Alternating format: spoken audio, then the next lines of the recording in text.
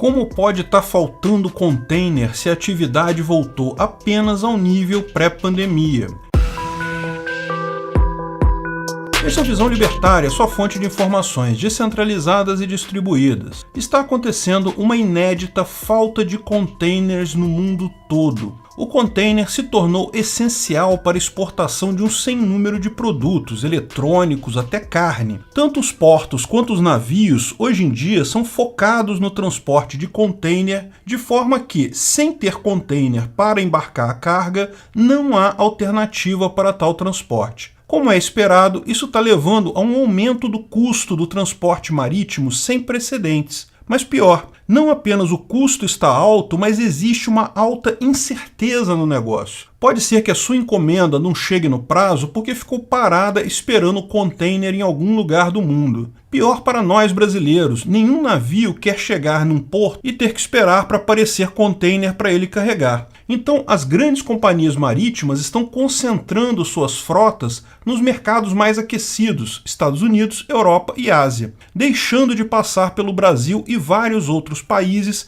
para evitar o risco de ter que ficar esperando container. Tudo isso está tornando o comércio internacional um jogo de adivinhação. Quando a minha carga vai chegar? Quando ela vai sair do porto? Quanto eu vou ter que pagar? Pior de tudo, não há previsão de normalização disso. Agora, como chegamos nesse ponto? A economia reaqueceu após a pandemia, é verdade, mas está em níveis apenas um pouco superiores ao que estava antes da pandemia. Como pode, de uma hora para outra, o número de containers no mundo, que era suficiente para um monte de coisa antes da pandemia, agora não é mais suficiente? A explicação para essa falta de containers, como é esperado, é mais um reflexo das medidas tomadas para conter a pandemia em 2020. Mas para entender o motivo dessa falta, precisamos entender como o container funciona. O container é uma daquelas ideias que parecem óbvias em retrospecto, mas que ninguém havia pensado nela até o pós-guerra, nos anos 1950. Existem vários tipos de cargas que são transportadas em navios. Alguns navios são chamados graneleiros porque tipicamente transportam minérios ou grãos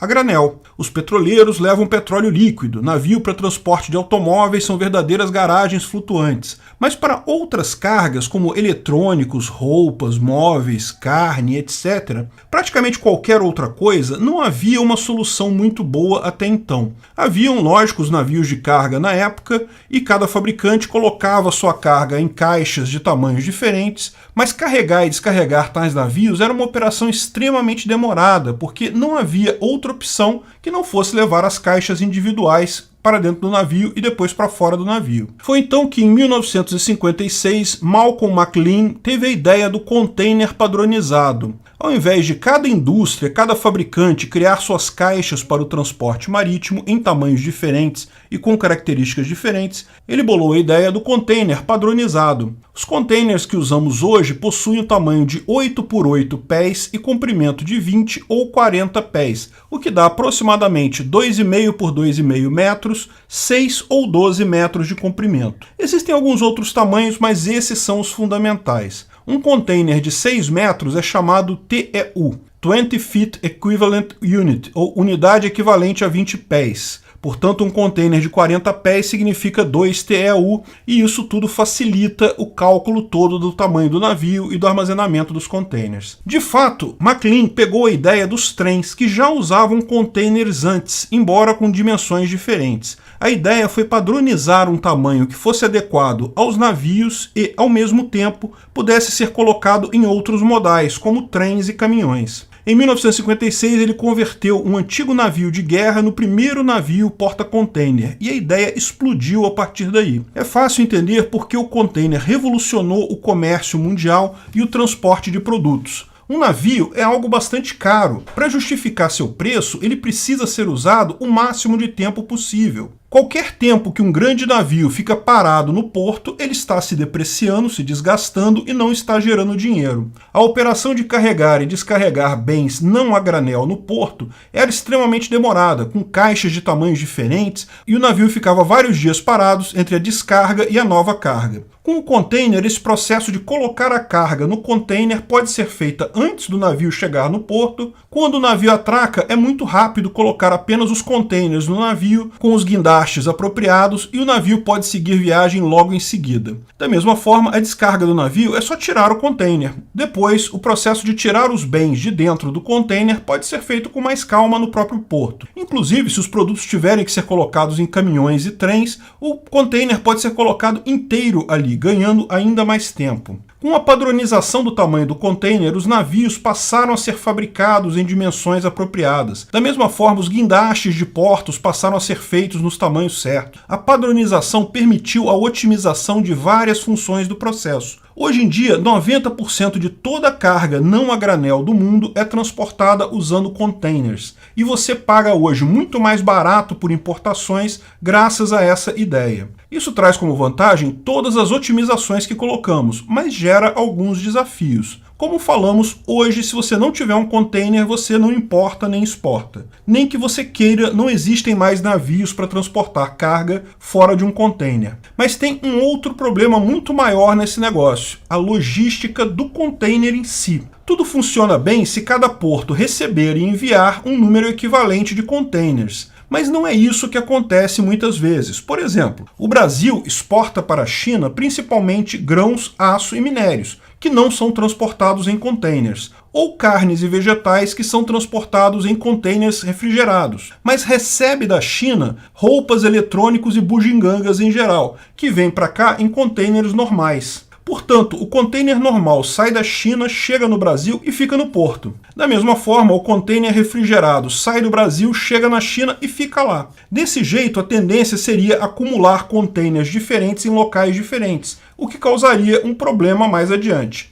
Lógico, para evitar esse tipo de problema, existe todo um planejamento. O navio sai daqui, passa por algum outro porto que tenha produtos em container, por exemplo, nos Estados Unidos, na Europa, para minimizar o tempo de viagem do container vazio. Os containers refrigerados também passam por outras rotas de forma a minimizar também o tempo que viajam vazios até retornarem ao Brasil. Existe todo um planejamento mundial para a logística do container em si, que visa redistribuir os containers em vários portos do mundo, de forma que ninguém fique com container em excesso, requerendo apenas um mínimo tempo de viagem do container vazio. É um equilíbrio delicado que havia antes da pandemia, com cuidadoso planejamento das rotas e movimentações de cada container. O que aconteceu na pandemia? Bem, empresas e escritórios no Ocidente foram fechados. Eu não tenho os números aqui no Brasil, mas imagino que sejam semelhantes aos dos Estados Unidos. Nos Estados Unidos, as exportações caíram 25% em março e abril de 2020. As importações também caíram, mas caíram bem menos, caíram só 17%.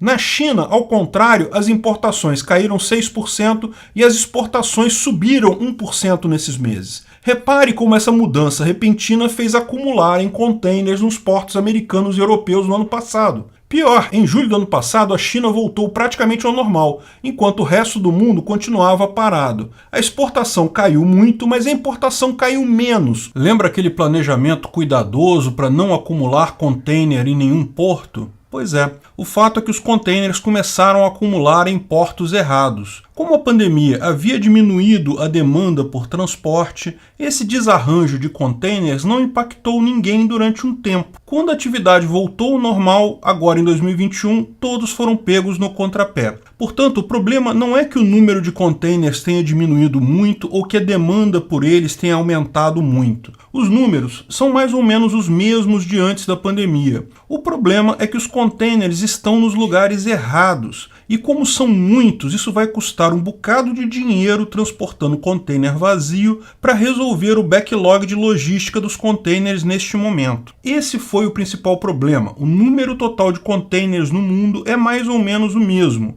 mas eles estão nos lugares errados. Bem, o número é mais ou menos o mesmo, mas o fato é que, com a diminuição do tráfego no ano passado, menos encomendas, menos containers novos foram criados em 2020. Ao mesmo tempo que muitos containers velhos deixaram de ser usados. Containers, como qualquer outra coisa, têm uma vida útil. Portanto, o fato de ninguém investir durante a pandemia acabou diminuindo um pouco o número de containers também. Isso também contribuiu alguma coisa. E não para aí, alguns outros fatos também pioraram a situação. A interrupção do canal de Suez com o navio Evergreen no início deste ano, levou a vários navios atrasados em suas viagens. Embora já tenha passado algum tempo, só agora estão chegando os últimos navios atrasados derivados do backlog da passagem por lá. Muito pior, algumas medidas de lockdown recente pelo governo chinês, fechando alguns portos importantes por lá, fizeram com que vários navios ficassem parados aguardando para poder descarregar e recarregar. Não eram poucos navios. No pior momento, 276 navios ficaram nessa situação, com 2,4 milhões de TEUs parados aguardando liberação. Lembre-se, embora descarregar e carregar novamente container seja rápido, não é imediato. Até conseguir limpar todo esse backlog pode levar bastante tempo. Além disso, há problemas também nos portos americanos. Greves e faltas de funcionário, devido a mandados de vacina e outros motivos, têm tornado os portos americanos menos eficazes. Estão sofrendo com falta de pessoal. Ao final, essa crise aumentou o custo do transporte marítimo, o custo do container na Ásia e o custo de todas as coisas no mundo todo em geral. Pode esperar, esse custo vai chegar para você pagar em algum momento. A coisa vai acabar mais adiante, eventualmente se resolvendo, mas não será algo rápido. Mais uma amostra de como medidas tomadas por governo de forma precipitada e sem avaliação adequada das consequências podem levar prejuízos enormes por um tempo muito longo. Obrigado pela audiência. Esse vídeo foi sugerido por Mr. Tabaxon, escrito e narrado por Peter Turguniev. Esse vídeo foi um oferecimento de armataweb.com, cloud e serviços de data center, 100% de compromisso com a satisfação e privacidade dos clientes. Aceitamos Bitcoin, veja o link na descrição do vídeo. Se você gostou desse vídeo, clique no like e compartilhe ele em suas redes sociais. Se inscreva no canal para nos ajudar, clicando no botão vermelho abaixo. Se quiser ser avisado de novos vídeos, clique no sininho ao lado. Se você quiser comprar camisas e outros itens do Visão Libertária, veja nossos itens no site Pimenta no Café, pimentanocafé.com.br/Visão Libertária, tudo junto sem acento, ou clique no link da descrição. Até a próxima!